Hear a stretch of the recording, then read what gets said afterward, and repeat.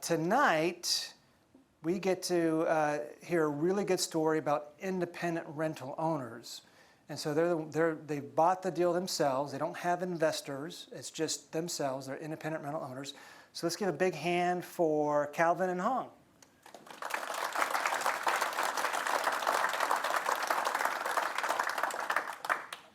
I'm glad both of y'all coming up here. I was wondering if one of y'all going to be standing by.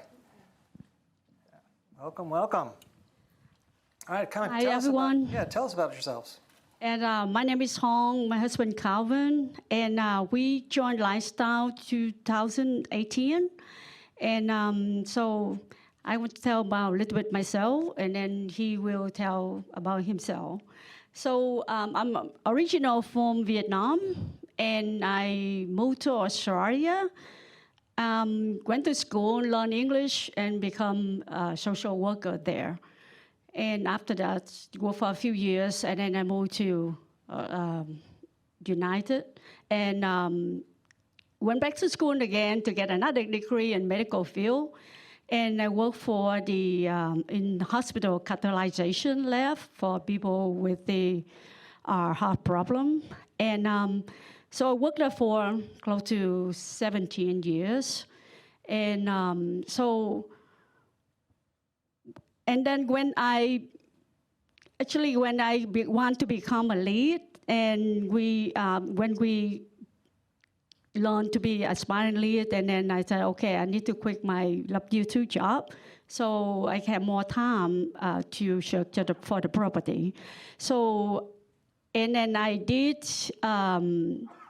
quit my W-2, and after that, and then market will go really bad. I'm still searching for our first deal, and but that time they had the offer for me another job for just like contractor for the device sale rep. So I took that job, and now I just do part-time as a contractor. And so I know I had a strong accent because I'm from Vietnam, moved to Australia and Texas, so I have Vietnamese, Aussie, and a Texan accent. So, so if you don't understand and you have a question, ask my husband. He's very good. He will be my translator for free.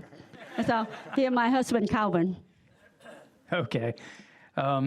So I'm from North Carolina, and I graduated from Western Carolina University and was commissioned as a second lieutenant in the U.S. Army. Did that for about 12 years, and I was a combat engineer, and got out and went into pharmaceutical sales. Did pharmaceutical sales for over 20 years, but in pharmaceutical sales, while it's a great job and you have a lot of flexibility and freedom, there's that chance, and all my other friends had gotten laid off at one point or another, and so I was always afraid of that kind of thing happening. And as we go along, I'll just mention it now. But as we were getting ready to close on the property that we're going to talk about tonight, I got a phone call from my boss, and he's like, "Hey, you need to be on the call at 9 o'clock in the morning. I can't tell you what's going on, but you got to be on the call. Everybody has to be on. It's mandatory. Stay home for the phone call." And they decided to lay off the whole sales force in our division. Now, we were already under contract, and so I called Curtis, and I was like, "I lost my job. I don't think we can qualify for this loan." And Curtis is like, "Relax. They use the income from their property to evaluate your loan, not from your W-2 job." And then I just realized that, wow, I'm in a whole different world now. Yeah, you'll learn a lot about that at the 2-day, how unique the qualifications are for lending on the multifamily side is versus the single family side. So why did you join Lifestyles? Let me go. Okay.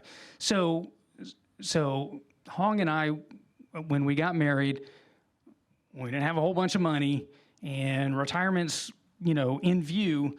And how are we going to retire with this little bit of 401k and this W-2 paycheck that we each have, it just wasn't enough. So we knew we had to do something else. So retirement looked impossible. Now, I had read every book on real estate investing, okay?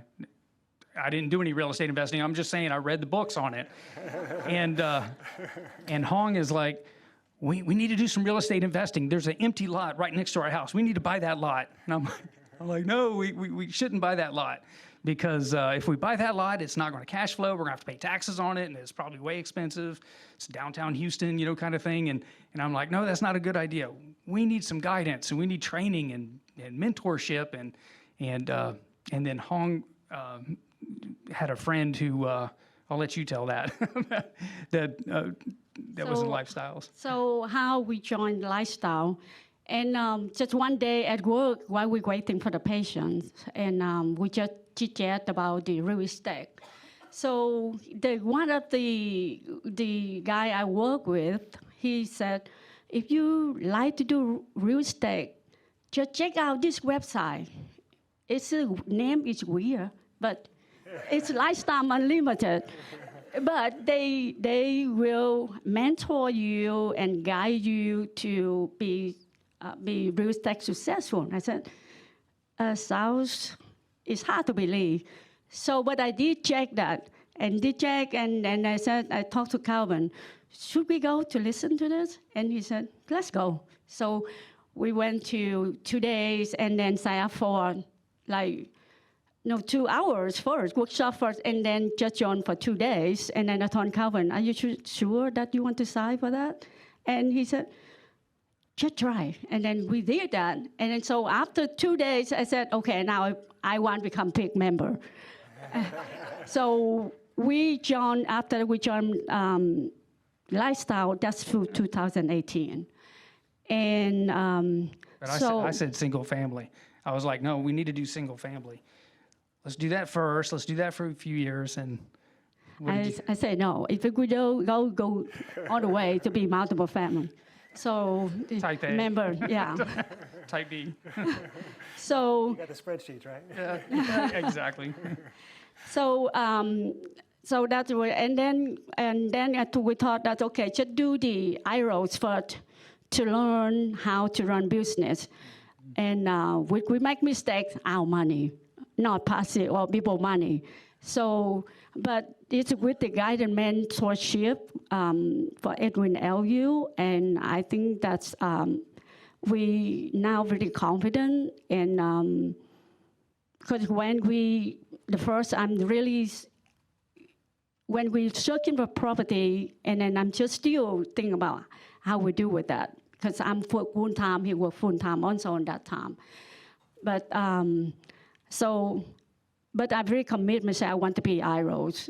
So even how hard, and then I rely on the LU to give me the guidance also. So took us about close to a year to find the first deal, and so. Let's talk about that. Let's talk about your first deal.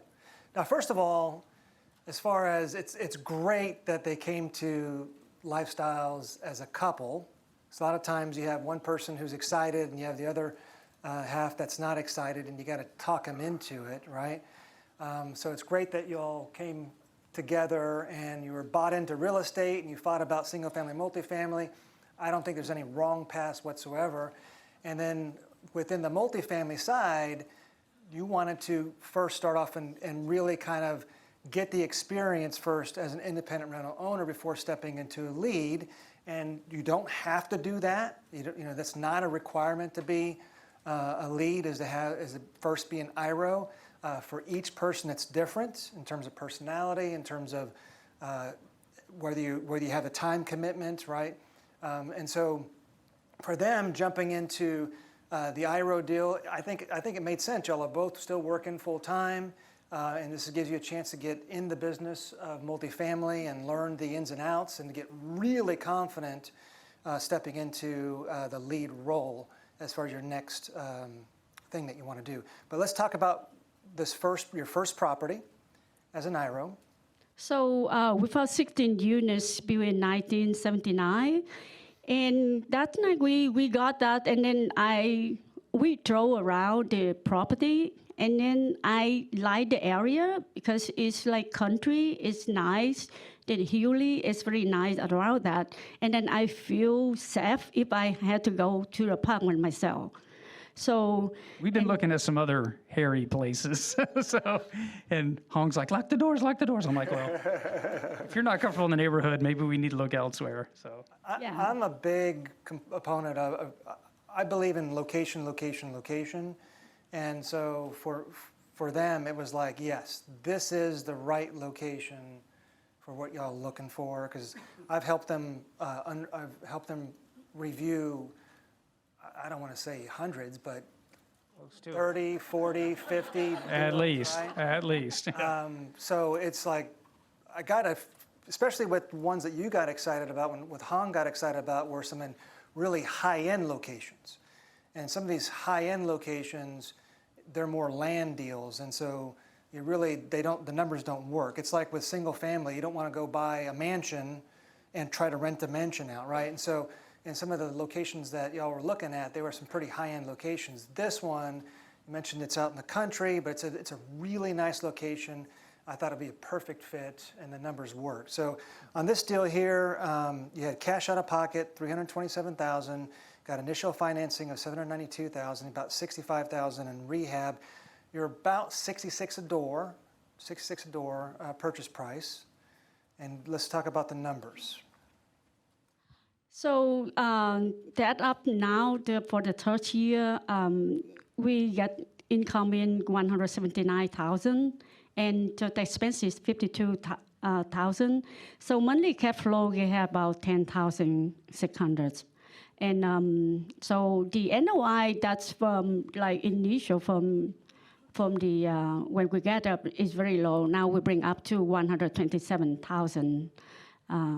For now, and so cash on cash return 17%, and current valuation around 7.5 cap, and that's for our very conservative side. So you'll learn during a 2-day about cap rates and NOI and how properties are valued in multifamily. So we won't go into the weeds of the valuation part of this, but just I think the main point that Calvin and Hong wanted to make, and I completely agree with, is that the cap rate that they're using to get to their valuation is ultra conservative, especially on the location. So prior to the market shift, properties in that location were in that 6 cap range. So just to kind of give you an idea, this is adjusted for where we are today. And as the market goes back to where it was, as the market goes, we have these cycles of ups and downs, but in the long run, it's going up. You can imagine in the next couple of years what this would be valued at a 6 cap, for example. Okay? Let's look at some before and after photos. So when we took over, we get rid of a lot of bad tenants, and then we we remodel the unit so we can increase the rent and get the good tenant in. So the unit like that, they know no way that the good and decent tenant can move in like that. They're not all like this with the microwave and the stainless steel. We did 2 properties like this, or 2 units, just to see how much we could raise the rent and just kind of feel out. It's our money, right? So we're IROs. So we probably overspent a little bit on this, but I will tell you that's been 3 years and those tenants are still in there. They're not leaving. They love their unit. And so what on the other units, what did you do differently than just standard, like what, black on black, white appliances, no backsplash? No, we do the backsplash, we do the cabinets and the doom poles, but we wouldn't do the stainless steel. And then the microwave, we don't do that. Yeah. Microwave. So it still looks really nice. Yeah. Yes. Okay. And so on the back that we remove the trailer, that's really bad inside, and we bought another trailers. What's in that trailer? So Generally like the laundry and then the It's a laundry facility. so washateria, yeah. So Yeah. This is the laundry room. Yeah, So- but they have like, they put the supply on another side, so laundry just only barely to fit in just only one person in. So we get rid of that and buy another trailer just only for the storage shed. And then we build the laundry room so that the after that we build that. And then we also build the walkway for tenants, because there's they own the dust like that. When during raining, it's hard for them to The dirt, to yeah. do laundry. Yeah, if it was laundry. raining, Yeah, people would complain about getting their shoes muddy to go wash clothes and everything. So Country look there, all the trees, and I mean, this is definitely in the country. Yeah, It's that's the only country. this one only 2 miles from the Lake Conroe. And behind that is the 105 freeway, and now the rowing, a lot of business in there. yeah, Let's go to the next slide. This is where the real money's made. Okay, this is why tag 1, 2, and 3 doesn't move forward with the deal, because they're in fear.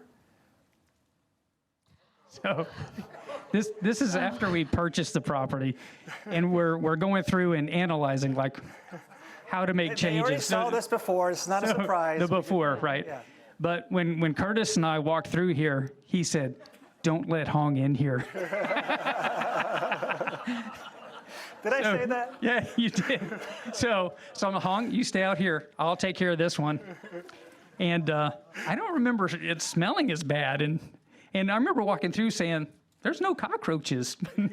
This is pretty good." But I didn't move anything. Once we started moving, it was bad. It was Yeah, bad. that's really, really bad. When I work with the contractor wife in there to see that what I want them to do, and really bad. I cannot stand. I had to run out. It's the smell of money is what it is. It's the smell of money. It scares a lot of Yeah. people away, but there's opportunity when it looks that bad. And that's one of our premium units now, as you see on Yeah. the Yeah. other side. So the tenant getting to now is still there. Yeah. So Is this the same property, same unit, or a different? the same Same, unit same unit, yeah. is really bad. So the tenant that was there, we had to evict him. Okay, we don't need to keep seeing that. And so for you young people in the crowd, don't do drugs. Because this guy was evidently was addicted to a few things. Yeah. I didn't know you could use a light bulb and a straw, and anyway, it's things I've never seen. I've learned. You know. Now, is that real quartz countertop? This is granite. That's granite. That's Countertop? granite. Yeah. So part of the deal here, it's not that we wanted to do granite. Granite's more expensive, but our handyman who gives us a really good price, he's got a friend, he wanted to help out, so we had to go with granite to try to make the whole deal. So we got a good price overall, but we had to go with granite. So that's Normally, Yeah. we don't do that in apartments, but it looks beautiful. But we increase the rents a lot after we have Yeah. that. And then everybody like, we did. when we did. Yeah. when we come in, I want this unit. And then Yeah. I just like, Yeah. Well, Easy let's to see. get Let's see the rents, yeah. results of the rents increasing year over year, right? I mean, look, the roadmap on what we do has been proven for 30 years. There's a set of things that we do to improve the property, and because we're taking good care of the property and providing a really nice, clean place for residents to live and a good community for residents, they appreciate that. And through all that, we're able to bump rents. We don't go in there and just raise rents and not do anything, right? And so through their efforts, you can see how well they turn the units from really bad to really nice, and then how they went from the one step below that, which was, I still think, really nice, other than, you take away the microwave oven, the microwave, and you take away the different, was it black and black or white and white, it looks really, the stainless steel looks really nice. So through their efforts, you can see, year over year over year, they went from 120. What was the starting? Next slide. Next slide. Let's so their starting NOI was 80,000 when they took it over. 80,000 NOI, right? 80,000 NOI. And so year one, they got it to 97,000.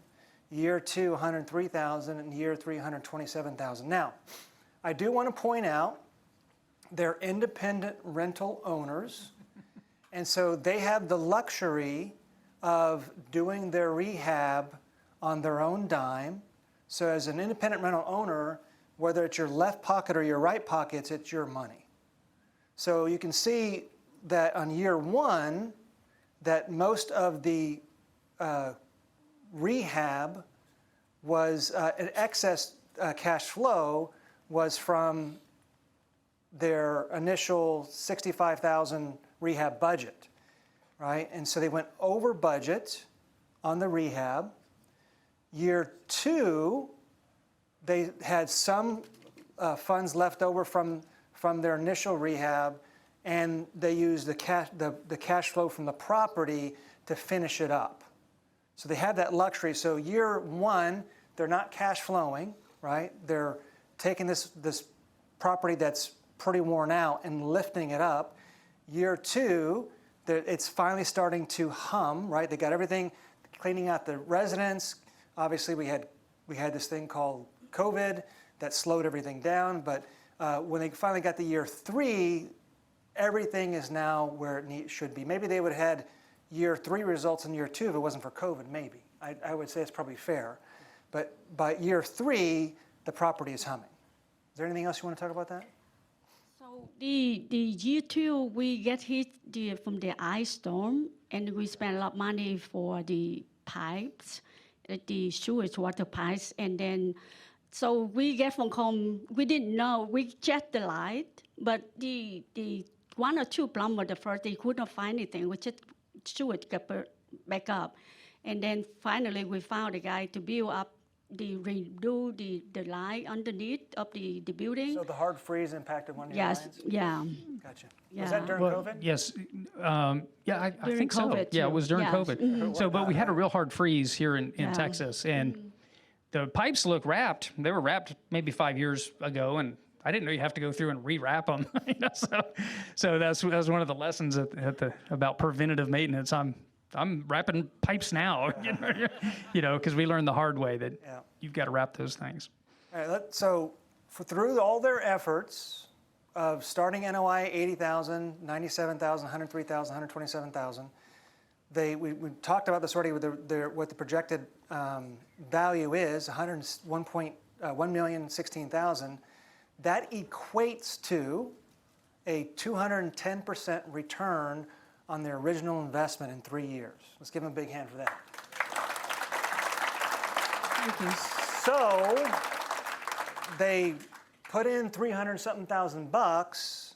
They're going to get that back, and they're going to get another $600,000. I want you to, I'm putting that in dollar terms here, right? So they put in 300. I'm rounding down. They're going to get that 300 back, and they're going to get another 600,000 bucks. Pretty cool, huh? Now, some folks in the past have said, and I know y'all didn't do this, but there's been some folks in the past that says, I want to be a lead. They go out and they start looking for deals, and they find something they like, and they find something that's like, do I have to share this? And no, you don't. So I don't know if you wanted to be a lead and you come across this and you're like, I want to take this all myself. But as IROs, you get to do what you want to do, which is pretty cool, okay? All right, so talk about how did you increase NOI? How did you have such good results? So our plan was when we purchased the property, it was just to purchase a property and just keep it running the way it was. We didn't see room for. It's not like we saw a great deal that we can increase all this amount and everything. But as we owned it, we saw that this was the clientele, the tenants. It was like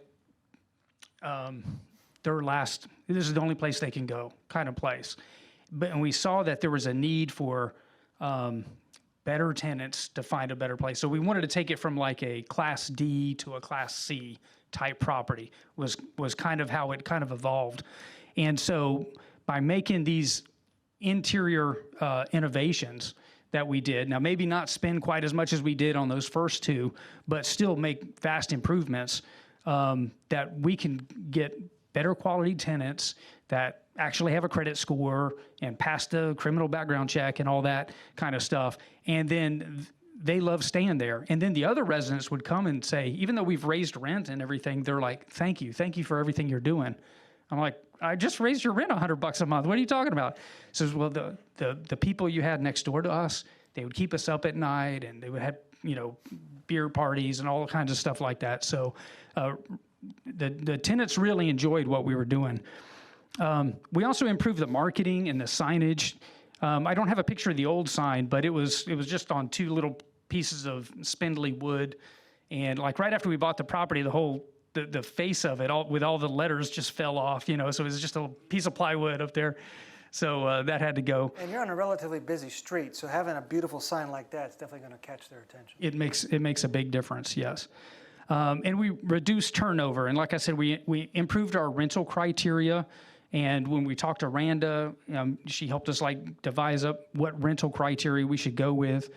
When a tenant has a maintenance problem, so when we bought the property, we had tenants who said, I'd go look in the refrigerator when I'm doing an inspection, and I'm like, this is warm in here. She goes, oh yeah, it hasn't worked in 2 years. I can't keep milk. We're getting you a new refrigerator. So we fix things right away. We don't mess around with it. Tenants love that. That's probably better than anything else we could do for the property, is fix stuff when it breaks and not make them suffer. We also enforce the lease violations. We give warning letters if they violate, and again, we upgraded the interiors. But I think a big lesson that we learned is, instead of just waiting for something to break and then calling up the plumber at 10 o'clock at night on a Saturday, we're doing preventative maintenance, and that's cut down our cost a lot. We have our HVAC guys go through every year and check the levels of Freon or whatever the coolant is these days, and blow out the lines and do all that stuff so we don't have some big crisis emergency in July. Wrap the pipes. And then another thing we did is we had water heaters that would constantly need that. And each unit of the 16 units, they each have their own water heater. And the elements would go all the time. Now, we're on well water, and the water's pretty hard, and there's a lot of contaminants coming in. So what we did is we installed a water softener and a filter, and all those problems just went away. Now, it was expensive up front, but it just paid dividends, because the water heaters were popping like popcorn in the microwave. We get phone call very often. I said we had to do something with that. And the lucky that I think Klaus and Kristen Nelson, they came to visit our property, and we talked about they the one that helped us with the idea that install water filter. They said, you guys think that install that, because they had a well of water at home. That helped a lot. So after we install that we can sleep at night, because they keep calling I don't know, every week, every other week, the element just went out. All right, so how has your life changed since joining Lifestyles? It went from being afraid of being laid off from my job to now we have cash flow. It's like I still have my W-2 job, but I'm not scared going to work every day that if I lose my job, how am I going to make the mortgage payment on our house? I have the quote there, the most impactful investment you can make is in your own education. Lifestyles definitely provides that, but it also provides the mentorship, whether it's, Curtis on the purchase side, or all the other mentors, and Randa for operations. Like during COVID, I could just pick up the phone call, or you pick up the phone and call Randa. I've got this situation. Can we evict?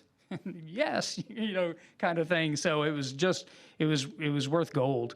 And then also the community of all the other Lifestyles members, with Klaus and Kristen, they coming over, and other folks that have really supported us. That we have, like here in Houston, we have coffee like once a month on a Sunday morning where other investors, we all get together and we talk about what's going on and all those kind of things. It can't be replaced. I think of it as like flying an airplane. You wouldn't just go out to the airfield and say, I think I'm gonna jump in this little Cessna, see what she'll do. You got to get some training. You probably need another pilot in the passenger seat there to help you get this thing off the ground. And once you're a trained pilot, it's okay. It's safe to fly. But if you're not trained and you don't have the education or the mentorship, it's probably dangerous.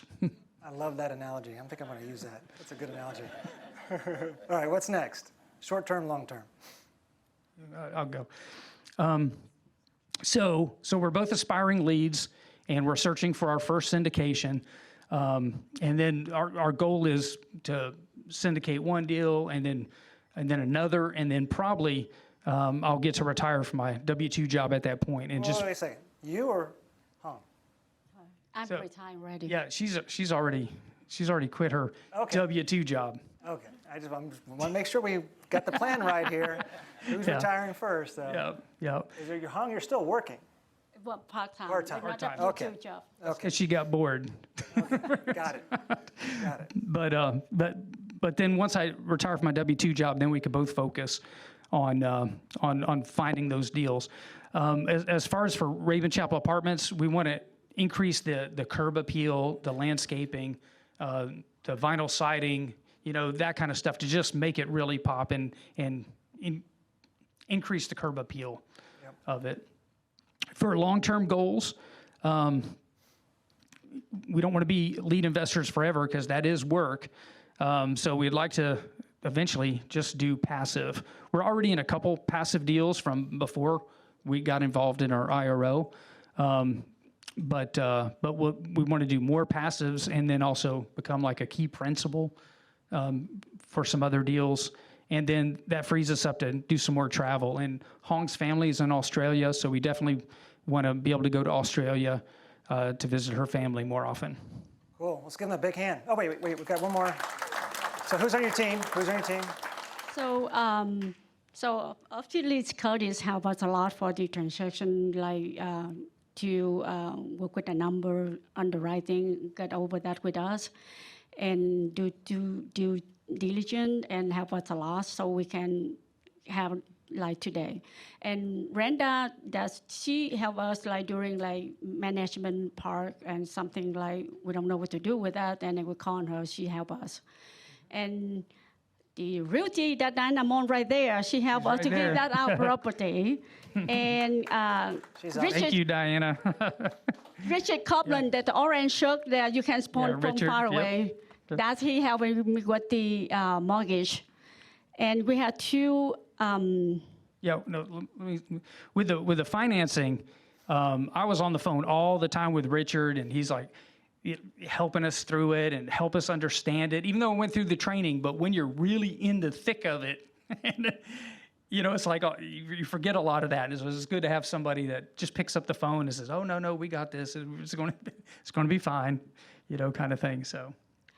So, in the attorney, we have like Henry Novak and Harvey Heller. So one that help us we get on the 401k. One's the real estate attorney. Yeah. The other one is going to be your SEC attorney. No, he helped us with the 401k to cash out 401k. Oh, okay, cool. Yeah. Yeah. So because we didn't do single family, we should have probably told this up front. We wanted to do multifamily, but it's like, where are we going to get the money, right? So you learn this in the 2-day, but there's ways where you can get your 401k. Did you do the Quadro? Is that what you did? Yes, we did a we Quattro. did Quattros. Yep. And We're going to save that for the 2-day. It's a very, very fascinating way for couples to be able to get their retirement funds from an existing employer and be able to utilize that in real estate. So we'll save that for the 2-day. Ultimately, what it means is they're happily married. And Definitely, yes. and we went from thinking that we didn't have any money, that we were broke, and after the 2 day, we're like, you know, we do have some money available that we can use. And then, and just to add a little bit more to it, even with the 401ks and IRAs combining all that, that wasn't enough to make the purchase. We had to do a little something else. And some other members said, sell your house, go live at an RV park, kind of get the equity out of there. We just bought the house. So there's not much equity in there, but we live close to the bars in downtown Houston. So we turned our bottom bedroom into an Airbnb and just got a whole bunch of cash flowing out of that. Go. It was filled up every night. We're super hosts. But as soon as we closed, we shut that down. We're done with that because We don't teach that stuff here. I know, but it was a way to get enough cash to. Yeah. So I forced him to sell his motorcycle too. Oh, Yeah. yeah. So he's not happy with Committed. that. You hear that? They're Yeah. committed. I will- Wait, Yeah. did you sell it? He did. Yes. He did. All right. She promised me as soon as we close on this deal, which was 3.5 years ago, that I sold my Kawasaki. She says, you can get a Ducati. I don't want a Ducati. I want my Ninja motorcycle that I had. And so 3.5 years later, I When still you don't sell have my this one, you motorcycle. can get a nicer Kawasaki. I Right? told him now you can have it because we want to be lead. So You don't we get it need that way. money. You'll So never get it. Love we it. cannot. And also I let him sell most of like his collection, gun collection. He had a lot. So yeah. So we really committed. And he really suffered with that, but he go with me. So Wait, you sold that too? I kept all the good ones. Okay, let's give them a big hand. Big hand. before, I want to say thank you to Klaus Nelson and then Kristen Nelson that help us with the water softener. And then also Nan Lo, and I think I had a slide, but I forgot to give to Curtis. Yeah, Nan's not on Nan there. Lo, yeah, She's when the I other- went to Australia during COVID 4 years, I haven't been back to family. So when the border, they opened in Australia to visit, so we went there for the whole month, and then Nan Lo had helped me to do all management phone call and help me take care of the property. So I want to special Other thank you for members her helping too. other members. That's right. Which is Yep. pretty cool. Yep. All right, open up for questions. Questions? Percentage-wise, what was your turnover of your tenants? What do you have today that you?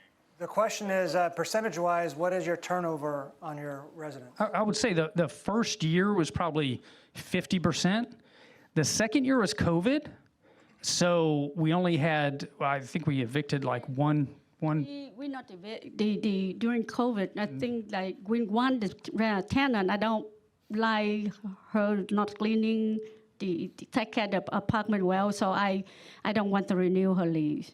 So we didn't renew her, but just only a week after we had other tenant in. After we turned the unit over, we had tenant in right away. So Lower turnover, So- year 2, year 3? Yeah. what's it like? Yeah, year 3 it was it's very probably quiet. 20% 20%. turnover. So, but at one point when we had like 0 turnover, Randa was like, if you have 0 turnover, your rents are way too low. Raise the rents. So we had a little tinder for the Right. fire. How far from the property do you live? It's a good question.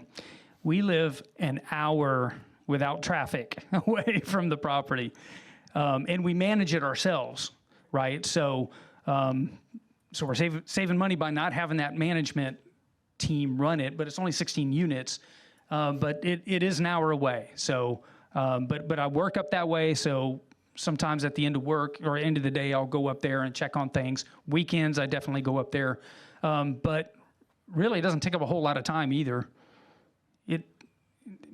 Just only the first year we have Yeah, the first a year. lot of remodel the unit, and then a lot of we had to get the outside look nice also, and then get the good, decent place for tenants. So the first year, that's a lot of work.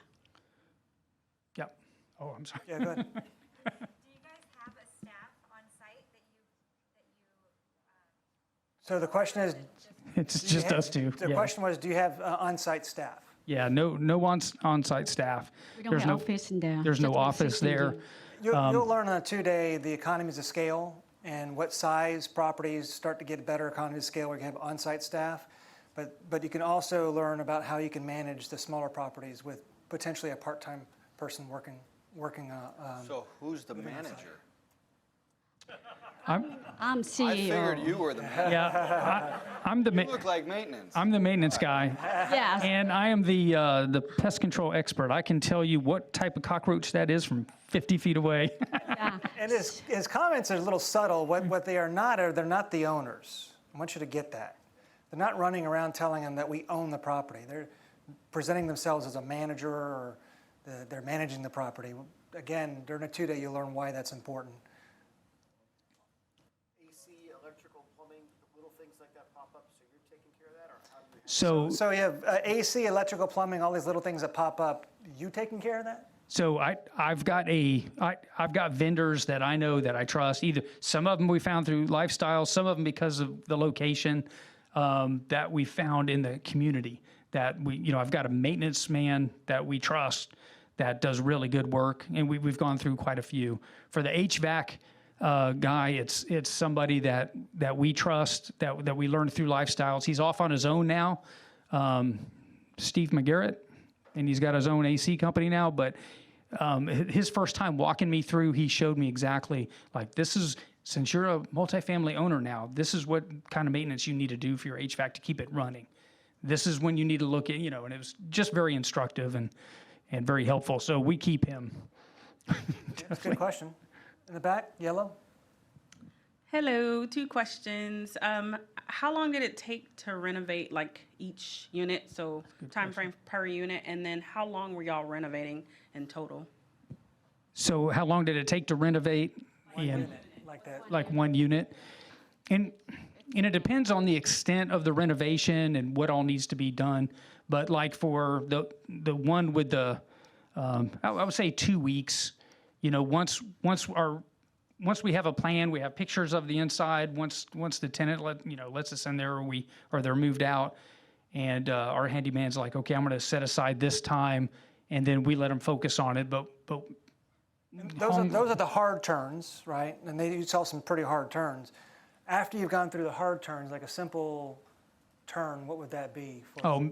maybe a week, as long as we don't have to paint or replace things and things like that, probably a week. Okay. What was the other question? How long were y'all renovating like in Oh, total?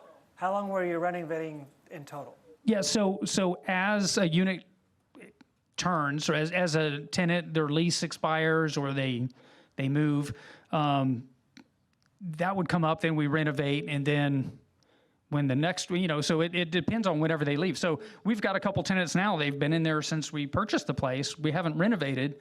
Whenever they decide that they don't want to stay any longer and they move out, then we'll renovate that unit. And we'll talk about in a 2-day, there's 3 types of renovations that you're going to be doing and the phases and how long that it typically takes, right? So anything dealing with life safety issues you want to get done within the first 90 days of owning the property.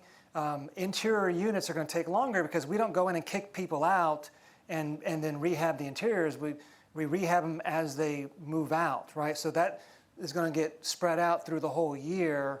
And then your deferred maintenance kind of stuff, whether it be roofing, siding stuff, you want to pretty much get that done in the first 3 months of owning the property. And then last question, are you all using the same contractors, like the same team? Are we all using the same contractors, the same team? So now we have the third contractor now we use, and before the first one, he's good, but he's so expensive. So we try to find another contractor. It's good. He's good. He's decent, but I still want like another level. So finally we found the contractor that we really like and trust, so when he see the unit, he turned. If he's there, he turned even a hard turn the unit take him about one week or 2 weeks. But if they just like come in to clean up and nothing damaged much, just a couple days, and then we can just go ahead to rent it, depending on what the level, how long it takes. Contractor / handyman, he works for us like a few, but he has a lot of other jobs too. So we're like the only apartment owners that he deals with. But he gives us priority because we give him a lot of work. Does that answer your question? Yeah, if there's one more, we'll take it. Rita. Maybe two. Get one. Go ahead, Rita, and then we'll have one back there. Since you're an hour away, you have a vacant unit. Are you the one that runs up there and shows it, or do you have somebody on site that will do it for you? You're an hour away, you got a vacant unit, do you have to go and show the unit? So we, after we had the lock in there, the glove box, and then so we had a key in there, and then I just every time that what time to what time, and when you want to see the units, let us know, and then we just get the ID, picture at their ID, and we know who to come to visit our property. And then they just go there the time to tell us, and then I said they can sell tour. We don't need to be there. Yeah. Yeah. Everything's automated. Everything's electronic. Everything online. Yeah. We don't go collect checks or anything like that. It's all electronic. Okay, one last question. Were there any Plenty. cockroaches when you bought it? Plenty. We didn't see them when we did our due diligence, but when we started cleaning up, every one of those beer cans had a whole family of cockroaches in it. And it took a lot of visits by the pest control guy to get rid of all of them. And that's kind of like my pet peeve. I'll spend whatever it takes to get rid of those bugs. I hate to end on They bugs, got to be but gone. let's do that for the sake of time. All right, big hand. Congratulations, guys. Thank you.